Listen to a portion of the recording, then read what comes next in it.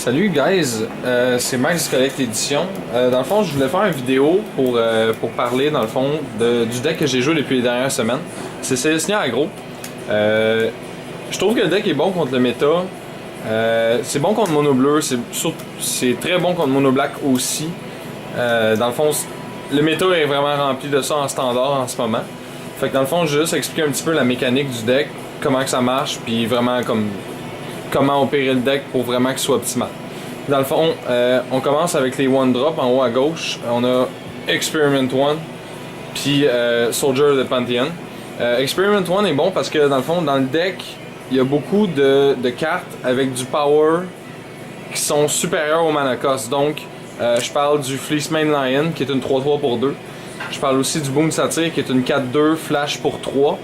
Puis je parle aussi du Advent of the Worm qui est une 5-5 pour 4 en instant.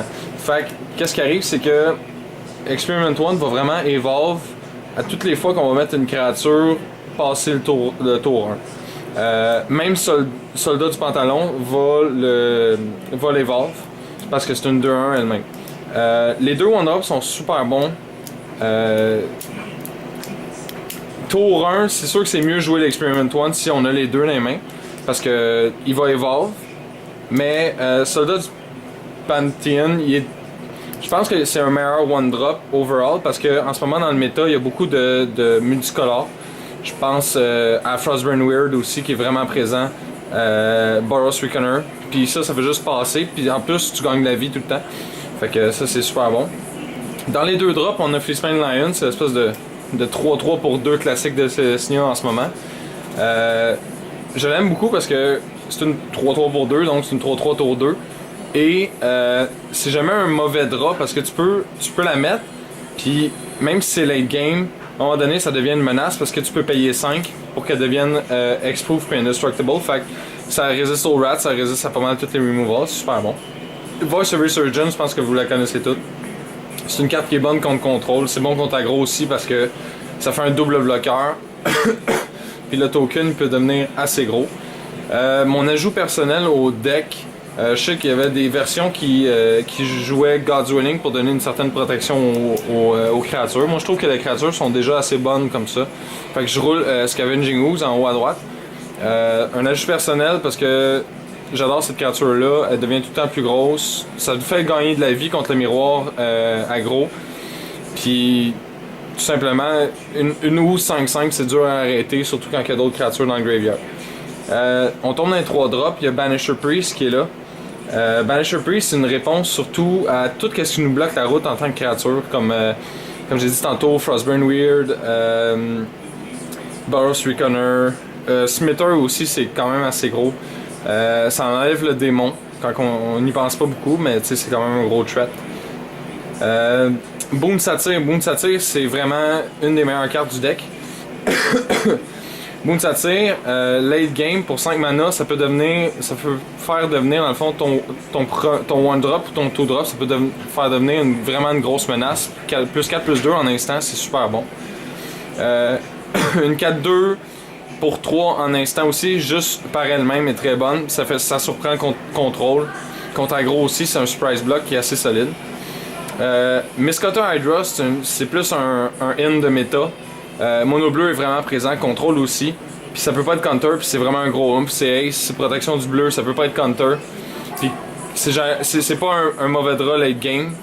Ce deck là pas beaucoup de land, sauf que si t'arrives à un certain point, c'est que t'as 4 land. Fin de tour, tu fais ton Advent of the Worm, puis tu mets ton land drop le tour d'après. Ça fait quand même comme 9 de dommages tout de suite, que le contrôle peut pas vraiment contrer, c'est assez bon. Celestia Charm, c'est vraiment all-around. Ça fait une bébite 2-2 vigilance. Ça booste une bébite, ça donne surtout trample. Et ça peut exiler une des main threats du format qui est en ce moment Desecration Demon. Advent of the Worm, pas compliqué, 5-5 pour 4 en instant, c'est juste excellent. La 5-5 est trample, fait qu'elle passe pas mal partout. Le mana base super facile. 4 Temple Garden, les Shockland original, super bon. On parle de 3 Celestia Guildgate. Le mana est quand même est facile, sauf que dans toutes les cartes, souvent, tu as un blanc, un vert.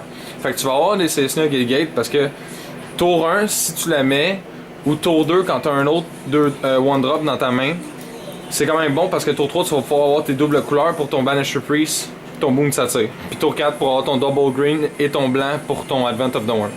Les Basic Lands, c'est 8-8 de chaque. Les couleurs sont assez divisées dans le deck. Fait que le mana va très bien, sérieusement. Je pense pas que j'ai jamais eu de problème de mana avec ce deck-là. On tombe sideboard. Je roule 3 Glare of Heresy. Une des faiblesses du deck, c'est Boros Reckoner, Chained to the Rocks. Aussi. Elspeth fait très mal aussi. Parce que ça met comme infini bloqueur. Puis je pense pas qu'on peut passer au travers de ça. Fait que Glare of Heresy, c'est très bon de ce côté-là. Last Breath, ça enlève Night Veil Spectre, ça enlève Master of Wave, ça enlève les Pakrates assez rapidement. Ça enlève aussi Mutavolt. Fait que contre mono bleu, contre mono black, c'est toujours un bon side-in. Contre contrôle, je sais pas trop, mais si la main win-con de contrôle du deck contrôle contre lequel vous jouez, c'est Mutavolt, c'est très bon. Skylasher contre mono bleu surtout, mais contre contrôle aussi, je l'ai bien aimé, je l'ai déjà essayé et c'est une 2-2 flash, c'est quand même 2 dommages qui passent. Protection du bleu peut pas être counter, fait que flying ça c'est cool aussi, peut pas être bloqué par Mutavolt. Miscutter Hydra, c'est pour dans le fond quand on repogne mono bleu, tu t'en mets un autre, c'est juste super bon. Contre contrôle aussi. Broodborn Defenses contre contrôle. Ça compte Supreme Verdict surtout. Dans le fond, ça compte Supreme Verdict. Aussi les spot removal, des fois, quand t'es rendu à un certain point de la game, tu sais que la seule traite que t'as sur la table, c'est un Advent of the Worm. Tu peux le protéger, en faire un autre, ça fait assez mal. Unflinching Courage contre le miroir aggro, surtout sur le play. Quand t'es sur le draw, tu veux pas vraiment les side-in parce que quand t'es sur le draw contre aggro, normalement, tu devrais être l'espèce de défenseur de la situation. Fait que Unflinching Courage, c'est pas excellent, mais sur le play, définitivement, tu veux les rentrer parce que ça donne totalement l'avantage. Parce que si, mettons, tour 1, j'arrive, je fais Experiment 1. Tour 2, je fais Faceman Lion, Evolve, je t'attaque pour 2. Tour 3, je mets un autre Faceman Lion ou je mets directement Unflinching Courage. C'est quand même 4 Trample, Lifelink qui rentrent puis ça donne le edge. Puis Finksire Paladin, c'est bon contre pas mal n'importe quel deck qui utilise du removal rouge ou noir, donc pas mal tout le removal. Surtout bon contre Berlerzov, tout ce qui est aggro parce que c'est First Strike. Lifelink, fait que ça tue pas mal tous les humains. Fait que en fait c'est ça. Le deck est super pas compliqué. J'ai eu vraiment beaucoup de fun à jouer. J'ai gagné un FNM, j'ai fini deuxième un autre FNM. Je pense que à jouer un petit peu le deck c'est facile à pratiquer. Puis c'est pas mal ça. Fait que venez nous voir au magasin, on a toutes les cartes disponibles. Au revoir.